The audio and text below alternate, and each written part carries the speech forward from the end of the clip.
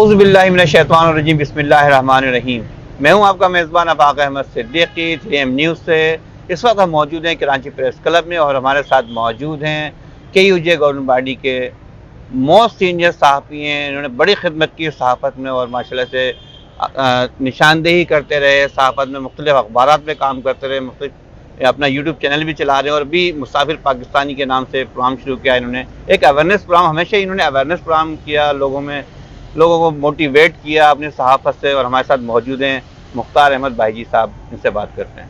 السلام علیکم۔ وعلیکم السلام سر، کیسے ہیں مختار بھائی؟ خیریت سے؟ ٹھیک ٹھاک ہیں؟ آج بڑی خوشی ہو رہی ہے مجھے کہ میں آپ کے ساتھ بیٹھا ہوں اور آپ کا انٹرویو لے رہا ہوں۔ میرے پاس وہ الفاظ نہیں ہوں گے جو میں آپ سے ادا کر سکوں، لیکن پھر بھی کوشش کروں گا کہ کیونکہ آپ کا ایک اسٹینڈرڈ، آپ کا ایک معیار ماشاءاللہ موسٹ سینئر صحافی ہیں، سارے برابر۔ ہم بیٹھے ہیں آج پریس کلب میں کراچی۔ تھوڑا سا پریس کلب کی تاریخ بتا دیں لوگوں کو تاکہ ان کو پتہ چل سکے کہ ایک پریس کلب۔ دیکھیں، میں کراچی پریس کلب کا سینئر ممبر ہوں اور الحمدللہ کراچی پریس کلب کے حوالے سے بھی ہم جو بھی یہاں ترقیاتی کام ہوتے ہیں یا جو بھی یہاں سہولیات دی جاتی ہیں، ہم اس پہ اکثر جو ہے ولاگ بناتے ہیں۔ میں آپ کو بتاؤں، حالیہ میں نے ایک ولاگ بنایا کہ کراچی پریس کلب، دراصل یہ عمارت 1890 میں بنی اور اس سے تعمیر کیا تھا ایڈل جی ڈھنچا، جو بڑے سماجی کارکن تھے، بڑے صنعتکار تھے اور آدھی کراچی ان کے پاس تھی، یہ انہوں نے تعمیر کیا تھا۔ پہلے یہ ڈھنچا ہاؤس کہلائی، پھر یہ کچھ عرصے تاجروں کی سرگرمیوں کے حوالے سے رہی اور اسے ٹریڈر سال کہا جاتا تھا۔ ٹریڈر سال ہونے کے بعد یہاں کبھی جو آج لارنس آف عربیہ، جس نے بڑی سازش کی عرب ممالک کے خلاف، عرب کے خلاف، لارنس آف عربیہ بھی جب کراچی آیا تو وہ یہاں باقاعدہ طور پر نہ ٹھہرا، بلکہ یہاں اس نے اپنی کتاب 7 پلر آف وزڈم مکمل کی۔ تو یہ بھی کہتے ہیں کہ ہو سکتا ہے یہاں سے وہ برطانوی افواج کو جو ہے اپنی سازشیں جو تیار کرتا تھا وہ بھیجتا ہوگا، کیونکہ قریب میں ہی یہودی مشینری کا ہوپ لاج موجود ہے، اس کے روابط وہاں سے بھی تھے۔ تو کراچی پریس کلب کی مختصر تاریخ تو یہ ابتدائی، بعد میں 1968 میں 58 سے پہلے یہاں جنرل اعظم خان تھے، انہوں نے ہمارے اس وقت کے زیرک جو صحافی تھے سینئر، انہیں پیشکش کی کہ آپ لوگ لے لو یہ جگہ اور اس جگہ کو لے لیں، اور اس کے بعد یقینی طور پہ اس جگہ کو انہوں نے حاصل کیا۔ یعنی کہ ہمارے صحافی جو آئی چنڈی گڑھ روڈ پہ کوئی 60 روپے ماہانہ کرائے پہ دفتر ہوتا تھا، وہ چھوڑ کر یہاں آ گیا۔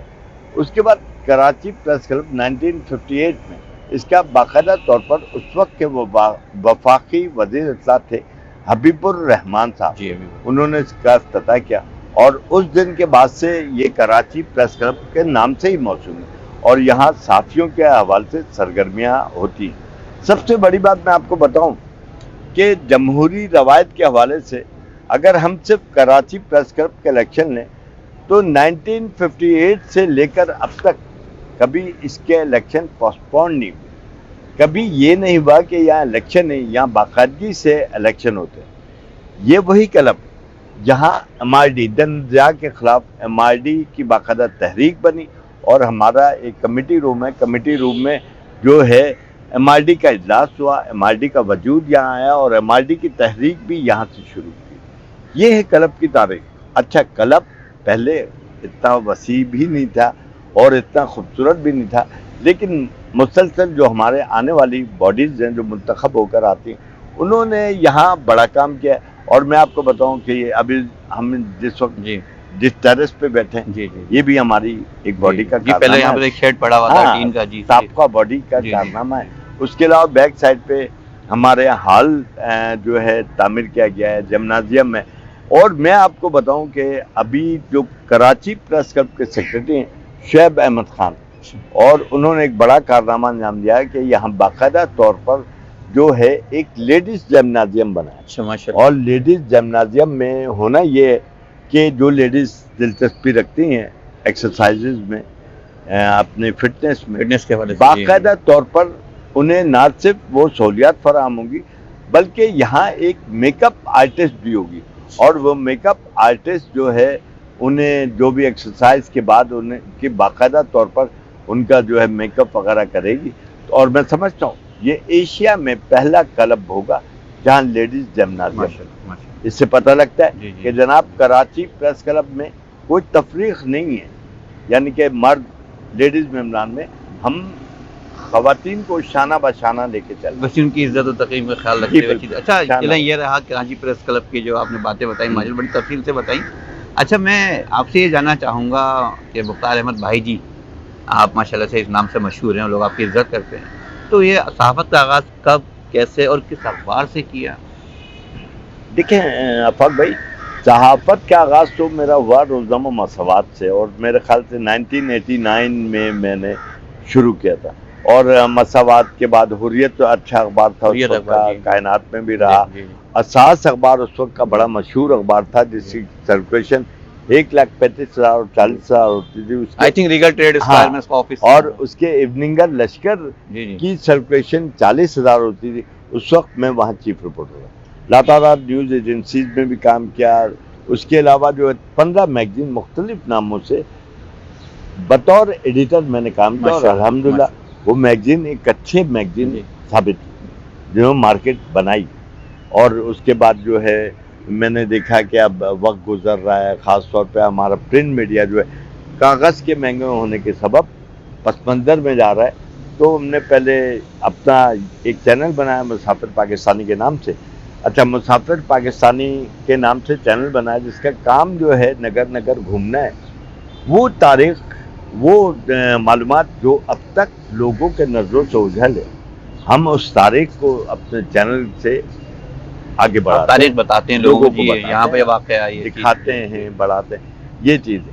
اور یہی وجہ ہے کہ ہم ولگریٹی نہیں، ہمیں نہ تو سبسکرائبر اتنے چاہیے اور نہ ہی ہم کہتے ہیں لائک لاکھوں میں ہو، لمیٹڈ ہو. لوگوں کو کچھ دینا چاہتے ہیں، آپ لوگوں کو دینا چاہتے ہیں. جی لوگ، مجھے اس بات پہ خوشی ہے کہ میرے اگر لاکھوں میں نہیں ہے، ہزاروں میں، لیکن وہ لوگ ہیں جو واقعی کریم ہیں، جو صحافت میں سمجھتے ہیں، مقام رکھتے ہیں، جو پڑھے لکھے لوگ ہیں. یہ اچھا چلیں، پرنٹ میڈیا تھا آپ کے دور میں جو آپ نے قدم رکھا، صاحب اب الیکٹرانک میڈیا آ گیا، پھر سوشل میڈیا، ٹک ٹاک اور جو یوٹیوب چینلز بن چکے ہیں، تو اب کتنا فرق آ گیا پہلے کی صحافت میں اور آج کی صحافت میں؟ کیا فرق ہے؟ دیکھیں، پہلے جو صحافت ہوا کرتی تھی، ہمارے ایک ایڈیٹر تھے بہت بڑے شاعر خالد علیق صاحب مساوات کے.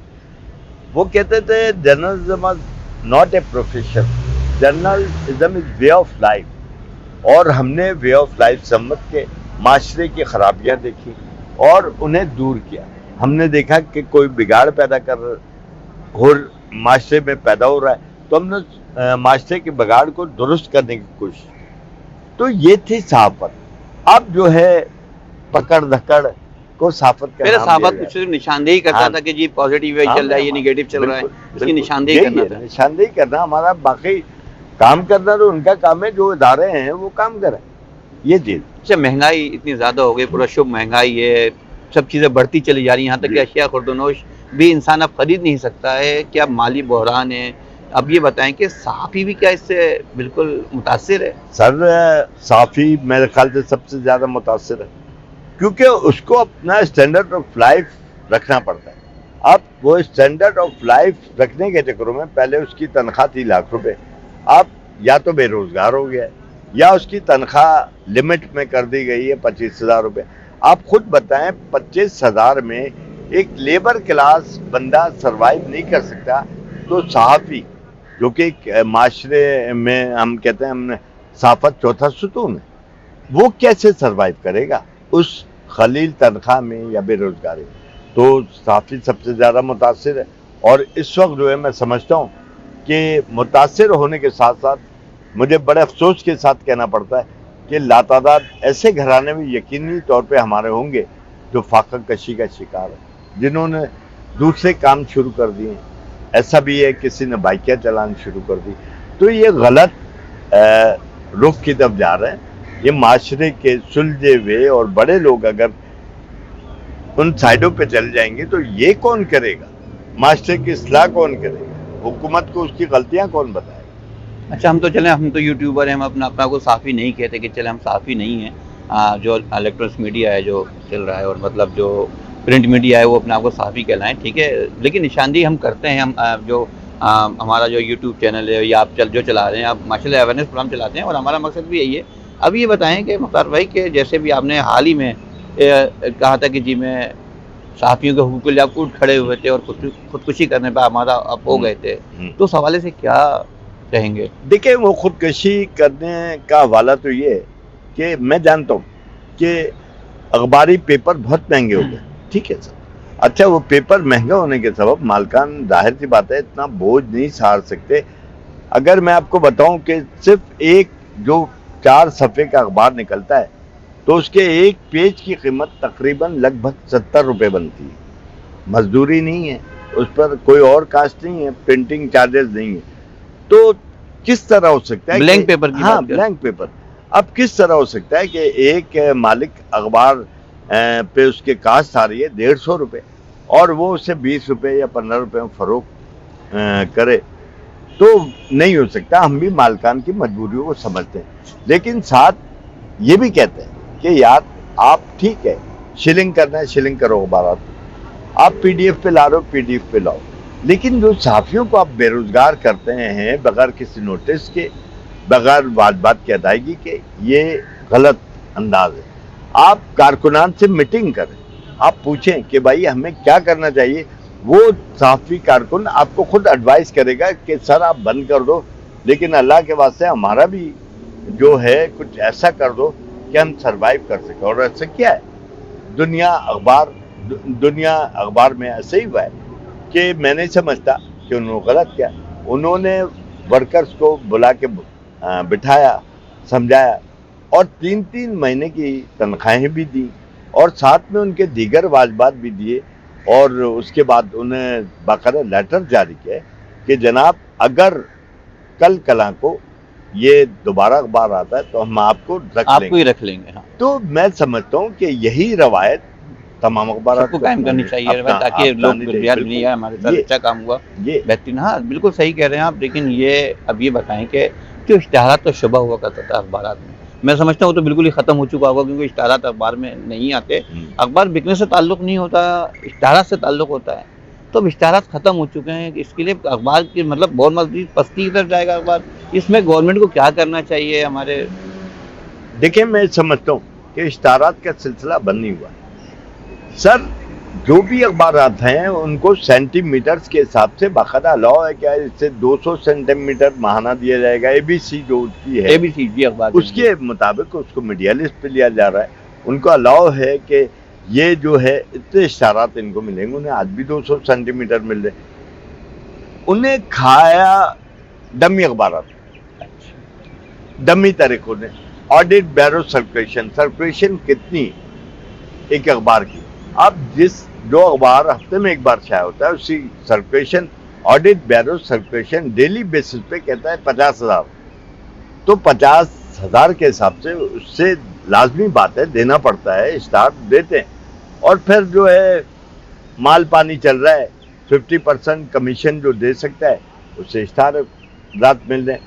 تو میں نہیں سمجھتا کہ اشتہارات ختم ہیں، اشتہارات موجود ہیں، ان کی تقسیم جو ہے غلط ہو. آج آپ تقسیم بہتر کر لیں، آج اخبارات کے اشتہارات دوبارہ اسی طرح کے ہو جائیں.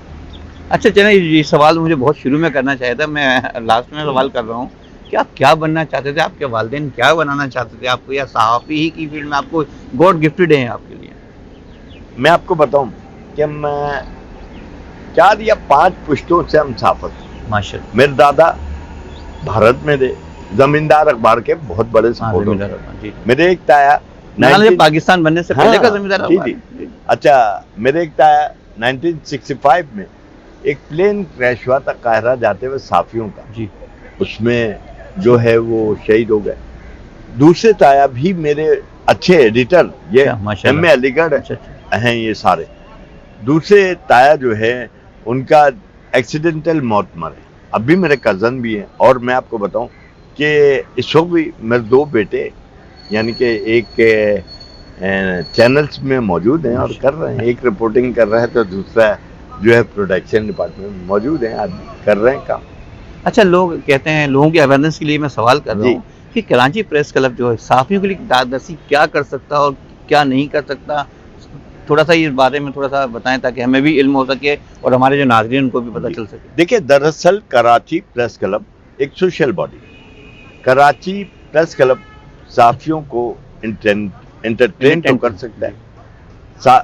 यहाँ हम जो है पूरे पाकिस्तान में ये वाहिद कराची प्रेस क्लब है जहाँ मुख्तलिफ डिशेज मिलती हैं, 3 वक्त खाना नाश्ता, मुख्तलिफ डिशेज, चाय भी है, कॉफ़ी भी है, कोल्ड ड्रिंक भी है, उसके अलावा खाने मेन्यू के हिसाब से होते हैं जो कि किसी क्लब में दस्तियाब नहीं है। कराची प्रेस क्लब का ये काम है। कराची प्रेस क्लब अगर फन गाला कर रहा है या पिकनिक कर रहा है, ये क्लब का काम है। क्लब का ये काम नहीं है कि मैं बेरोजगार हुआ हूँ, मेरे लिए जिहाद करे, जद्दोजहद करे, ये क्लब का काम कभी नहीं। साफी को एंटरटेन करना है, उनको मतलब जैसे यहाँ पे किचन बना हुआ है, यहाँ पे खाना है, उसमें डिस्काउंट मिलता होगा? बिल्कुल है डिस्काउंट, बड़ा डिस्काउंट। अच्छा, लेकिन ये काम है यूडीएस का। देखें यूडीएस कोई सी भी हो, अब तो बहुत सारे ग्रुप्स हैं, वो अपनी जिम्मेदारियां भूल चुके हैं, या हमारे लोगों की भी इसमें जो है साफी कारकुनों की भी इसमें शामिल है कि जहां निकाला गया होता है बंदा, तो वहां अगर हमारे यूडीएस एहतजाज के लिए जाते हैं तो वहां के लोग शामिल ही नहीं होते। मालूम हुआ कि डॉन से बंदे निकाले गए और वो मुजाहरा करने जा रहे हैं, डमी अखबारात के लोग, मैगजीन्स के लोग। सबसे बड़ी खराबी हमारे खुद ये। अच्छा, क्या पैगाम देना चाहेंगे जो नौजवान नस्ल सहाफत के शोबे में आना चाह रही है या आ चुकी है, या बेचारे जो परेशान हाल हैं, उनके लिए क्या पैगाम देंगे? क्योंकि आप बहुत सीनियर सहाफ़ी हैं और माशाल्लाह जद्दी पुश्ती आप सहाफत की भीड़ से वाबस्ता हैं, ज़ाहिर है कुछ तो असरात होते हैं ना, और माशाल्लाह आपके बच्चे भी सहाफत से वाबस्ता हो गए हैं, तो क्या पैगाम देना चाहेंगे? देखिए अफाक भाई, मैं तो अब जो भी मास कॉम कर रहे हैं या जर्नलिज्म कर रहे हैं, इंटरनेशनल रिलेशन कर रहे हैं, उन साथियों को यही मशवरा दूंगा कि देखें ये जो है ना, अखबारात तो ख़त्म हो गए, चैनल्स का भी एक महदूद सर्कल हो गया। अब यूट्यूब के ज़रिए अगर वो कुछ कर सकते हैं तो वेल एंड गुड, ठीक है वो करें, लेकिन अव्वल तो मैं समझता हूँ कि उन्हें इस शोबे की तरफ आने ही नहीं चाहिए। इससे मुतल्लिका शोबे मौजूद हैं, इंटरनेशनल रिलेशन क्या है उसके लिए बेशुमार स्कोप मौजूद है IR में। उसके अलावा अगर PRO चाहिए, मैं यूडीएस को भी मशवरा देता हूँ कि देखें हमारे यहाँ बेरोजगारी हो रही है कि अगर हम देखें अखबार शिलिंग हो गए, अखबार कम हो गए, चैनल ख़त्म हो रहे हैं, हम बात क्यों नहीं करते उन सरकारी इदारों से, उन मल्टीनेशनल इदारों से कि भाई PRO जो भी आप रखेंगे वो हमारे तंजीम से लेंगे। अच्छा, गवर्नमेंट की बात कर, हाँ गवर्नमेंट इदारों की बात कर रहे हैं, हमारे गवर्नमेंट हो चाहे निजी हो, हमारे इदारों से लेंगे। जब अगर आप ये करने में कामयाब हो गए तो समझता हूँ कि आप बेरोजगारी ख़त्म करने में भी कामयाब होंगे। और नई नौजवान नस्ल जो ख़ास तौर पर दिलचस्पी रखती है तो यकीनी तौर पे दिलचस्पी रखे, काम करे, बिल्कुल ये उनका हक है, राइट्स है, लेकिन प्रोफेशन बतौर प्रोफेशन किसी और शोबे से करें। पढ़े लिखे हैं आप, CSS क्यों नहीं करते? पढ़े लिखे हैं आप, कमीशन क्यों नहीं हासिल करते? ये भी कर सकते हैं आप। ये साफत तो साथ साथ जारी रह सकती है। अच्छा, चले भी निगरान हुकूमत है, महंगाई बहुत ज़्यादा है, आवाम बहुत परेशान हाल है, निगरान हुकूमत या आने वाली जो हुकूमत है उसको कुछ कहना चाहेंगे पाकिस्तान के हवाले से, पाकिस्तान की आवाम के हवाले से, एक आप सहाफ़ी होने के हवाले से कुछ कहना चाहेंगे? देखिए, जहाँ तक निगरान हुकूमत का ताल्लुक है, ये निगरानी होती है, इख्तियारात इनके नहीं होते और ना ये कुछ करने की सलाहियत रखते हैं। ये कहना, अगर वो कोई कह रहे हैं निगरान के वज़रा, तो लेकिन बाकी हुसैन साहब के इक़दामात बड़े अपनी जगह है, निगरान वज़ीर लेके वो लिमिट में आप वो कर सकते हैं, आपके पास कोई ऐसा इख्तियार नहीं होता।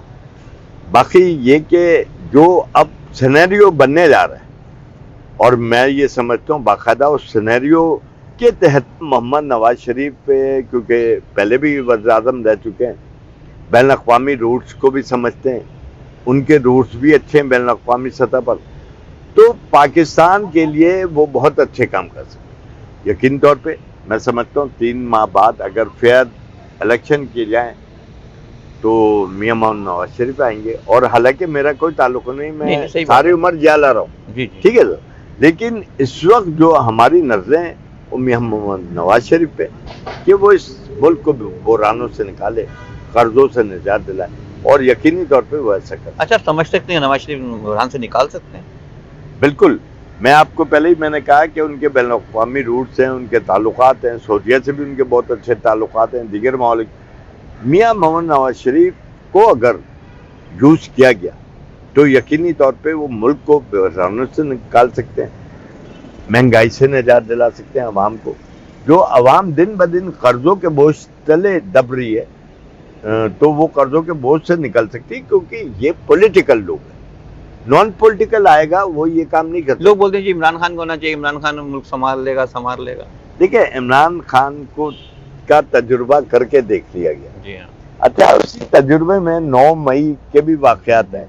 9 مئی کے واقعات جو ہے انتہائی وہ میں سمجھتا ہوں ہیبت ناک تھے کہ جب آپ نے colonel Sher Khan, lieutenant colonel Sher Khan کے مجسمے کو دھکا دے دیا، کور کمانڈ. یہ غلط. یہی وجہ ہے آج پیپلز پارٹی ہو چاہے مسلم لیگ ہو، فوج کے خلاف میں نہیں سمجھتا کہ کوئی ہے. سارے فوج کے حامی فوج ہے تو ہم اور فوج کے حامی ہونا بھی چاہیے، کیونکہ ہماری بالکل ملک کی سالمیت کے لیے، سالمیت ہمارے ملک کے لیے ہاں، رات دن بالکل چٹانوں میں، بیابانوں میں، بالکل سمندروں میں، آسمانوں میں بیچارے بالکل اپنے بچوں کو چھوڑ کے، سردی گرمی ہو تو بالکل. ہماری فوج جو ہے پاک فوج ہمارے شانہ بشانہ ہے، اور ہم پاک فوج کی شانہ بشانہ ہونا چاہیے. بالکل نہیں نہیں، پاک فوج کا جو کام ہے، میں آپ کو بتاؤں، میں پورے پاکستان مسافر پاکستان کے کئی دفعہ اپنے شہدا کی فیملی کو انٹرویو کیا. آپ یقین کریں میں سمجھتا ہوں کہ وہ مائیں اب جنم نہیں دے رہی جو ایسے بچوں کی فورس تیار کرتی تھی، جن کے گھر ایک شہید ہے تو دوسرے کی شہادت کے انتظار کے ملک کے لیے اپنے آپ کو قربان کرے. پہلے پیش کرتے ہوئے ہمارا پیش کرے. دوسرا بیٹا بھی حاضر ہے. تو ایسا نہیں ہے. تو میں اس سوال سے پہلے بھی خاص طور پہ پنجاب بڑا زرخیز ہے، انہیں سلوٹ کر چکا ہوں کہ بھائی آپ کو سلوٹ ہے. واقعی ایسی مائیں نہیں دی کہ بیٹا شہید ہو گیا، باپ بھی فوج میں تھا، باپ کو کہا گیا کہ آپ فوج کے مورال کو بلند کرنے کے لیے دوبارہ یونٹ جوائن کریں. اس نے دوبارہ یونٹ جوائن کیا اور فوج کو مورال کو بلند کیا، جو کہ اپنے دوست کی شہادت پہ تھوڑا سا ڈاؤن ہو گیا. جی ہمارے ساتھ موجود تھے موسٹ سینئر صحافی مختار احمد بھائی جی. ان کا یہی کہنا تھا کہ ہماری فوج ہے، ہماری فوج سے ہی دم سے ہمارے ملک کی سالمیت ہے، سلامتی ہے، اور وہ جنگلوں میں، بیابانوں میں، پہاڑوں میں، سنگلاں چٹانوں میں اپنے بچوں سے بے خبر ملک کی سلامتی کے لیے کام کر رہے ہیں. جتنی بھی سیکورٹی ایجنسی ہیں ان کو انہوں نے سلوٹ بھی پیش کیا اور بہت اچھی باتیں کی، بہت مزہ آیا. اسی بات کے ساتھ اپنے میزبان پاک احمد صدیقی کو اجازت دیجیے. السلام علیکم ورحمۃ اللہ.